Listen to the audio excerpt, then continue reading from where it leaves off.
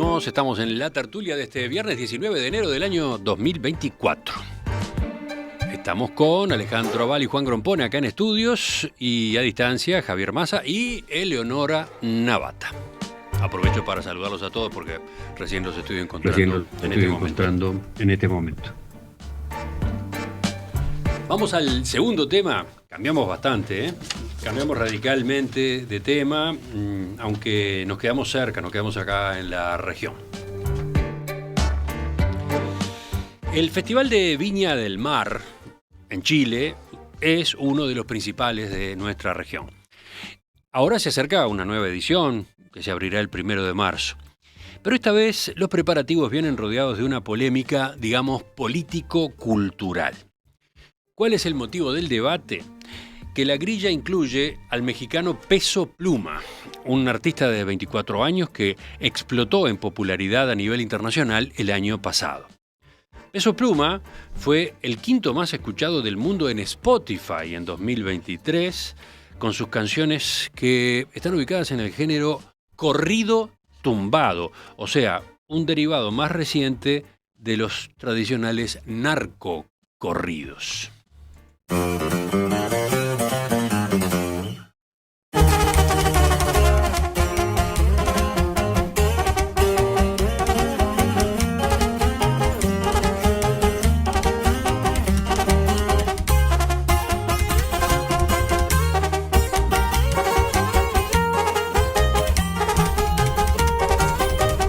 Más allá de las críticas que pudieran surgir desde lo subjetivo, o sea, las críticas de aquellos a los que no les gusta su música, la invitación a este cantante oriundo del estado de Jalisco fue objetada por quienes destacan que sus temas implican una apología al narcotráfico y a la violencia.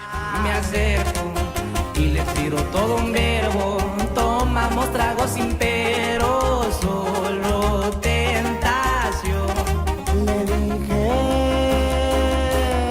voy a conquistar tu familia. La controversia se disparó por una columna de un sociólogo, Alberto Mayol, que señaló que Peso Pluma elogia épicamente la vida narco y cuestionó entonces a los organismos públicos que están involucrados en la organización y transmisión del Festival de Viña del Mar. El diferendo llegó incluso a altas esferas políticas. Carolina Toá, ministra del Interior y Seguridad Pública del gobierno de Gabriel Boric, dijo que a las autoridades les preocupan las canciones que promueven la cultura narco. Por otra parte, la diputada Joana Pérez, del Partido Demócratas de Centro, presentó un proyecto de ley para prohibir la participación de artistas que promuevan el narcotráfico y otras actividades delictivas en eventos masivos que sean financiados con recursos públicos. Y el directorio de Televisión Nacional de Chile, el canal de televisión público que se encarga de parte de la gestión y transmisión del festival, solicitó que se cancelara la participación del cantante mexicano, argumentando que no puede compartir, transmitir ni fomentar repertorios alusivos a la violencia, al narcotráfico y otros elementos relacionados con la llamada narcocultura. ¿Qué ocurrió? Bueno, esa petición de Televisión Nacional no prosperó. Hacía toda esta historia para preguntarles después a ustedes, integrantes de la tertulia, ¿qué dicen? ¿Debe restringirse la difusión de música que exalta el narcotráfico o ensalza la violencia? En particular, ¿qué deben hacer los medios de comunicación estatales ante este tipo de canciones? Eleonora, ¿vas tú? ¿Va Javier? ¿Quién de los dos arranca? Bueno, yo me parece que por suerte no prosperaron las iniciativas de censura que hubo por parte de algunas personas. Si nosotros hoy nos pusiéramos en una cuestión de censurar lo que tiene contenidos que moralmente pueden ser reprobables por algunos sectores de la sociedad, donde nos podemos incluir también nosotros y otras personas, estaríamos acabando con la gran parte de la música, inclusive de la música urbana. Creo que hay una cuestión de entender también de qué hablamos cuando hablamos de estas músicas urbanas y qué es lo que reproducen, si realmente es una apología o es una reproducción de la sociedad en la que vivimos, y que no solamente Peso Pluma lo hace, sino que también lo tenemos mucho más cercano con todas las expresiones musicales que surgen de peleas de gallos en la calle, de peleas de gallos se le llaman al rapeo entre dos rapeadores que se hace espontáneamente y se van pasando de un turno a otro, o sea, de todo ese tipo de músicas urbanas que estamos habituados. También hay músicas con un alto contenido sexual y violento, músicas que también son violentas hacia las mujeres. O sea, hay músicas de todo tipo y con todo tipo de violencia reprobable dentro de lo que escuchamos hoy, dentro de lo que lidera en los rankings de Spotify o de otras plataformas. Y están al alcance de los niños y las niñas. Por supuesto que están al alcance de los niños y las niñas. Si eso me parece bien, bueno, yo ahí tengo una diferencia. Creo que a las infancias hay que tener ciertos cuidados y que por algo existen la protección a la infancia, tanto para ver determinadas películas, escuchar determinada música. Me parece que eso es un tema distinto, pero que sí ahí yo creo que tenemos que tener cuidado y que tenemos que de repente tener advertencias y deberían ser padres, madres, quienes decidan si sus hijos menores pueden escuchar ese tipo de cosas o si quieren que estén expuestos a ese tipo de cosas. Pero respecto a la censura de este material en un festival, y yo creo que es peligroso. Lo que estaba en juego aparentemente no era la censura, no era directamente cancelar la presencia, aunque se manejó. Sobre todo lo que estaba en discusión era si organismos del Estado, ¿no? Por ejemplo, la televisión nacional, correspondía que se involucrara en la difusión de ese tipo de música, ¿no? Pero ahí estaría censurando la televisión nacional. Si va a pasar un festival y no va a pasar a un artista porque no le gusta lo que canta, decime si eso no es censura. Bueno, tenemos entonces quédate por ahí, Eleonora, tenemos un arranque con la postura de Eleonora. ¿Quién sigue? ¿Javier o Alejandro? Javier. Yo puedo seguir. A ver, es interesante porque la libertad de expresión siempre es un espacio complejo y además un espacio fundamental de la cultura democrática. Entonces, a mí hay una definición que tiene Cass Sunstein en un libro como allá de la década de los 80, principios de los 90, que dice que Cass Sunstein se cuestiona por qué la democracia decide sostener la libertad de expresión como un valor cuando efectivamente es un problema, ¿no? O sea, ¿por qué la sociedad democrática decide sostener el derecho y el espacio para el disenso dentro de un sistema que funciona a base de consenso? O sea, si uno lo piensa a nivel de diseño político, parecería atentar contra la constitución del propio sistema, que vos le permitas y le habilites el micrófono y te lo prendas a una persona que va a disentir en un espacio que funciona a base de el alcance de los consensos, ¿no? Pero justamente la otra campana es que esta expresión de los disensos es lo que genera diversidad, y la diversidad es lo que termina generando de una manera u otra, o por distintos canales, si se quiere, termina generando progreso y termina generando avance en las propias sociedades. En ese sentido, es bien interesante la razón por la cual no debería de censurarse bajo ningún concepto, ningún tipo de expresión, y sobre todo las expresiones artísticas, porque particularmente en este caso, que es el caso de la cultura narco, por ejemplo, o en otros casos que se han dado en otros países del mundo. Estados Unidos durante muchísimos años tuvo este debate abierto con el famoso gangsta rap, ¿no? El rap de gangsters, ¿no? El Straight Outta Compton, ¿no? El de que vienen 50 Cent y Ice Cube y otra cantidad de artistas, ¿no? Que también es una apología de la vida del pandillero, ¿no? Y justamente el dilema ahí es que esas expresiones provienen de un espacio de la cultura en donde hay determinadas personas que están viviendo esto desde ese lugar, y así como lo están viviendo lo cuentan. Así como en su momento los esclavos digamos la cultura afroamericana en Estados Unidos cantó desde el blues los problemas que había con la segregación racial, etcétera, etcétera. Son expresiones que la sociedad no debe de privarse de escuchar. Agrego un Ahora, matiz ahí o un componente más, Javier.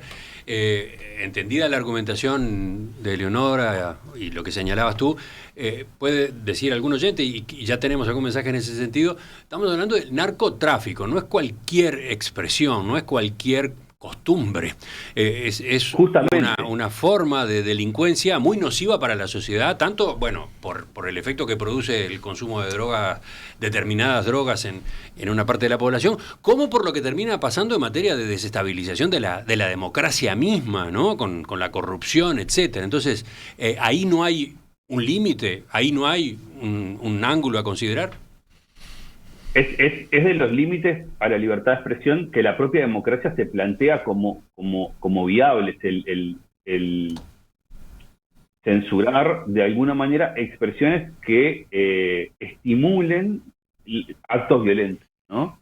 El tema es que el vínculo entre la medida en la que una expresión identitaria de un estilo de vida termina estimulando que se cometa un acto violento de la otra parte, siempre es como muy difícil de señalar, y siempre es como muy difícil de establecer. Es como esto, decimos, bueno, capaz que a nadie le quedan dudas de que este tipo de expresiones estimulan actos violentos. Bueno, pero si puede ser que sea cierto que a nadie le quedan dudas, también es cierto de que es muy difícil establecer ese vínculo, ¿no? O sea, es muy difícil de establecer empíricamente ese nexo entre la apología del narco y digamos el aumento de personas que quieran ser narcotraficantes, ¿no? Entonces ahí es como donde se genera el problema y donde justamente está, porque cuando la cultura democrática se enfrenta a expresiones que incitan directamente a cometer actos violentos, tipo vayamos y apedreemos la casa de fulano, ese tipo de expresiones sí son censurables y la democracia no le tiembla el pulso en censurarlas. El tema son con estas otras expresiones que están en el borde, ¿no? Dice uno de nuestros oyentes, resulta complejo. Javier dice, un tocayo tuyo, mirá, dice, una cosa es censurar y otra cosa es que con fondos públicos se promueva y se financie la difusión de este tipo de mensajes. El límite es ese, señala este oyente. Pero sigamos, a ver, vamos a escuchar a Alejandro. Pero una cosita, porque con algo que vos decías respecto a lo que planteábamos Javier y yo. Decir, y que decía el oyente, la cultura narco no es un límite. La cultura narco, no sé, a ver, decir si te agarro con otro te mato, como cantaba Cacho Castaña, ¿no es un límite? O sea, la cultura narco sí y eso no. O sea, la música está llena de expresiones violentas, extremadamente violentas, y que tal vez no nos gusten a nosotros, pero es como que ahora lo de la cultura narco es peligrosísimo, pero seguramente a Cacho Castaña le aplaudíamos cuando cantaba. ¿Viste? Es como que la relativización de la peligrosidad, de la incitación de las cosas, es como que es relativo, justamente, ¿no? En respuesta corta solamente al mensaje del Estado y de los fondos públicos, es que justamente lo que se plantea, el punto neurálgico de este debate es que si hay alguien que debería de poner un escenario para que puedan hablar todas las voces, ese es el Estado. Claro. O sea, y los canales públicos. Bueno, hay más voces en esta tertulia y acá están levantando la mano. Alejandro, Juan, ¿cuál de los dos? Bueno, dale, ¿me Alejandro? permitís? Bien. En primer lugar, no conozco el caso este famoso, para mí no era famoso, pero bueno, pero parece que sí lo es, Peso Pluma, porque nunca oí absolutamente ninguna letra de las interpretaciones musicales que él ha hecho y que, bueno, están en cuestión en este momento. En segundo lugar, sí que en cambio conozco mucho de los narcocorridos, porque un compañero del Consejo Directivo Central de la Universidad, el ingeniero Gonzalo Pereira, que era decano de agronomía, un muy buen amigo, me trajo de México varios CD con narcocorridos, Sí.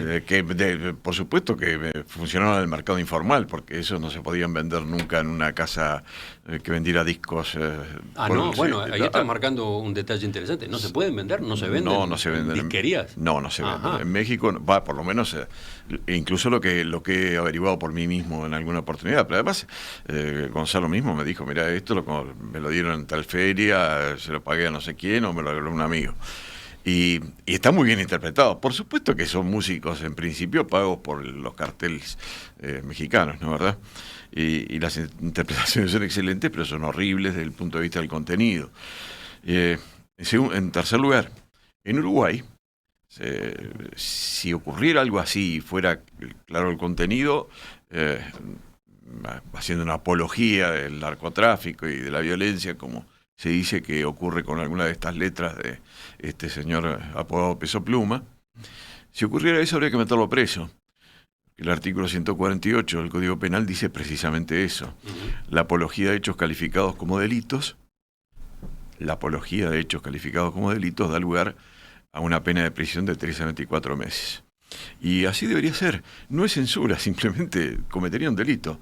Y si uno puede evitar que se cometa un delito, debe evitarse que se cometa un delito. Yo creo que el caso del narcotráfico, si es apología al narcotráfico, como lo son en estos narcocorridos que sí conozco, indudablemente es apología al narcotráfico, lo que yo sí he oído, si lo que hacía este hombre o lo que hace este hombre es algo parecido, en Uruguay cometería un delito penado con privación de libertad. Y hay otros delitos que también podrían instigarse públicamente a cometer delitos, instigar públicamente o mediante cualquier medio apto para su difusión, de la desobediencia de leyes, etcétera. Pero en la apología de hechos calificados como delitos es exactamente la definición del artículo 148, la acción típica de un delito que se configuraría si alguien hace una interpretación pública de un tema en el cual se hace apología de hechos calificados como delitos, como el narcotráfico o la violencia. Alejandro introduce entonces otra faceta, la legal, digamos, la del Código Penal directamente. Juan, ¿por dónde ibas tú? Bueno, yo creo que los narcocorridos tienen una larga historia, es decir, no son de ahora, hace años que existen. Y yo no creo que se deba declarar apología del delito. Es decir, yo estoy partidario de la libertad de expresión. Y quiero recordar, por ejemplo, que... ¿Querés modificar el Código Penal? No tiene que modificar el Código Penal. Yo digo, la realidad ha modificado el Código Penal. Porque nunca, Alberto Arenas, en el tango que en su confesión, dice que mató a ella, ¿no? El corazón lo trae en la valija. En la maleta. Lo trae en la maleta. Y la gallola también cuenta una muerte violenta y penalizada, ¿no? Es decir, que si eso fuera apología del delito, entonces toda esa gente tendría que haber ido presa y deberían ir presa cada vez que se ejecuta la gallola, tiene que ir alguien para adentro. Bueno, no, pero ahí se describe un hecho, no se dice que sea favorable a eso, ni que eso esté bien. A ver, ¿quién define si es apología la letra que simplemente está narrando pero yo lo que algo? estoy diciendo es Espera, que sigue Juan, vamos a dejarlo completar. Sí, perdón. Pero si nos vamos por la apología del delito, y por fomento al narco, hay una cosa mucho peor que ocurre todos los días. Es aquellos anormales que prohibieron la venta de las drogas. Bueno. Esos fueron los que generaron precisamente el narcotráfico. Es decir, eso fue la apología del delito más grande de todas, a sabiendas de que ya la ley, con la experiencia de la ley seca, se sabía lo que iba a pasar, ¿no? Bueno, entonces yo creo que más bien hay que ser tolerante con esto y tomarlo con un poco más de humor, ¿no? Humor. Juan propone hasta un toque de humor. Sí, Eleonora. Sí, yo quiero decir una cosa y respecto, bueno, primero que estoy completamente de acuerdo con Juan, que la mayor apología al narco que hacemos es de crear mercados ilegales para la venta de algunas sustancias y que eso justamente no solamente es apología, es lo que genera y lo que crea a los narcos, y ahí deberíamos dar esa discusión que por suerte se está abriendo. Ayer el ministro de Justicia brasilero habló de esto, así que por suerte también se está abriendo en nuestro continente. Pero dicho esto... pero eso no es apología. ¿Cuándo es apología? ¿Cuándo es apología? ¿Y cuándo es contar una historia? porque si no, la literatura universal, la televisión, el cine, debería estar censurado por apología, porque historias de narcos, historias de asesinos, historias de muchas cosas se cuentan todos los días en distintas expresiones artísticas. Las novelas Entonces, policiales, por ejemplo. Peso Pluma, pero no se hace apología del delincuente. Ahí Bueno, se narra un hecho en tus novelas policiales. Bueno, pero hay oyentes Bueno. que recuerdan tanto películas como series a propósito de la mafia o de mafiosos, ¿no? El Padrino, El Padrino, por citar un caso, ¿no? Pero no hace apología. Acá, por ejemplo, Juan dice que El Padrino sin duda hacía de la mafia una epopeya. Claro.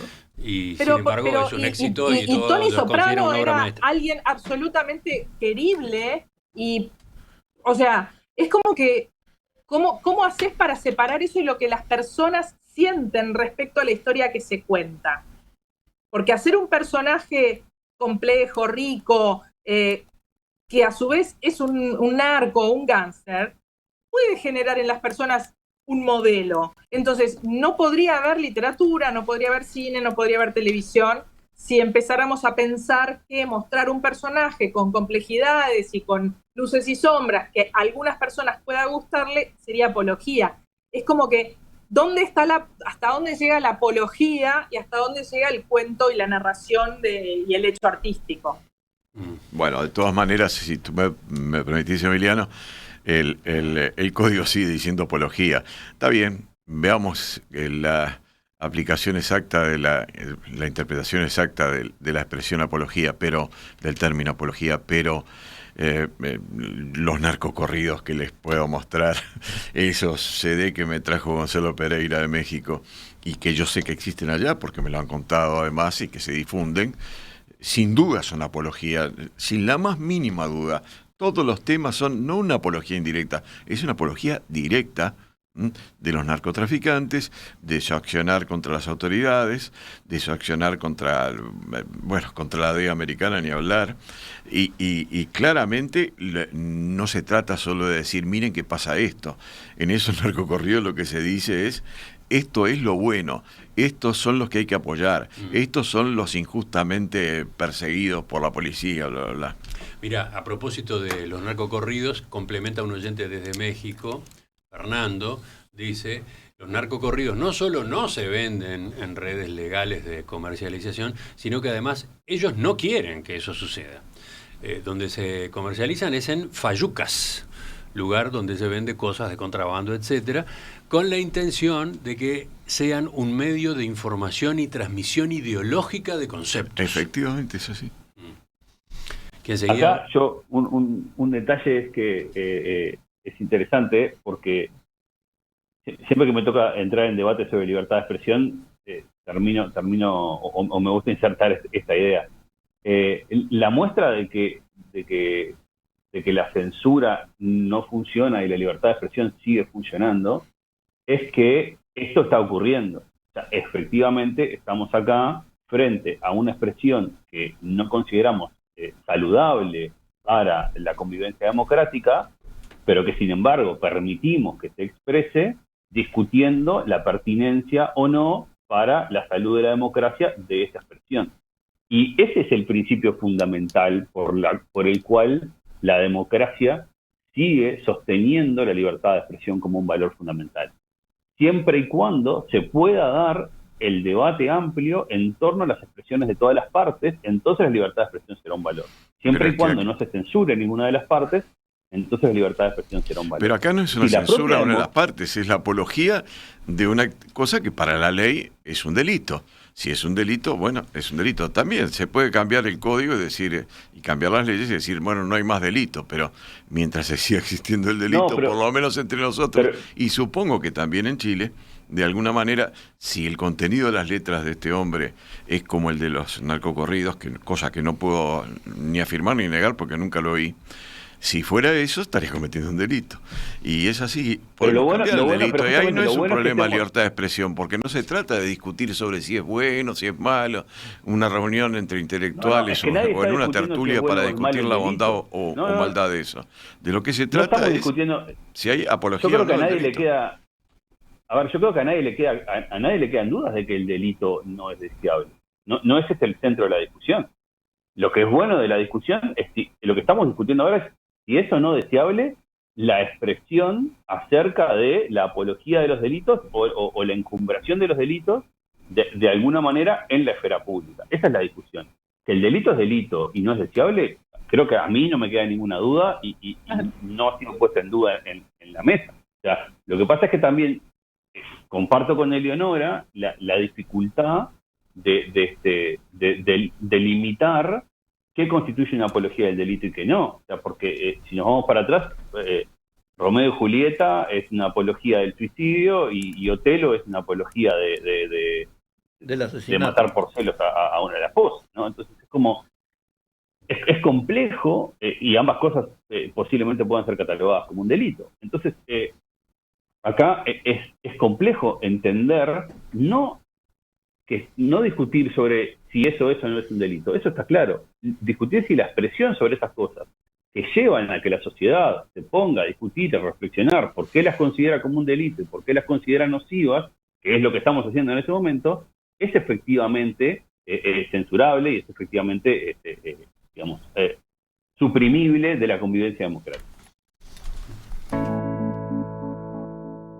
Estaba mirando mensajes de los oyentes y está cargada la discusión. Está cargada la discusión en un sentido y en el otro de los argumentos que se han ido volcando en estos minutos.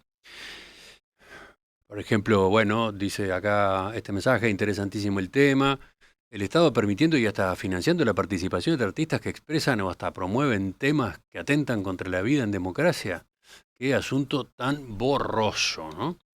Después están los que preguntan a propósito de el caso que siempre aparece cuando se da este debate, ¿no? Y el nazismo, no hay restricciones a la prédica favorable a las ideas nazis. ¿Qué decís de ese punto en particular, Javier? Ahí, a ver, es interesante acá la paradoja.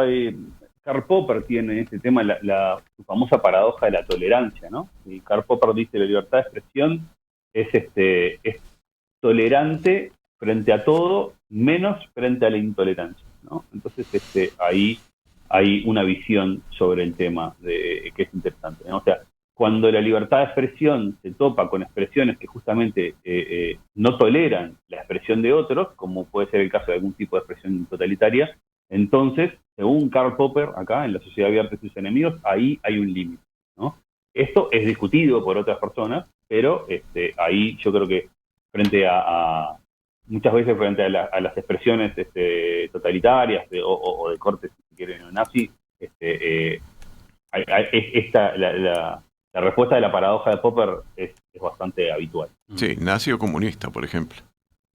Sí, por ejemplo, que también censuran, ¿no? O sea, la libertad de expresión tolera hasta donde aparece una opinión que no tolera. Eso es lo que dice Popper. Entonces ahí es donde se traza la línea.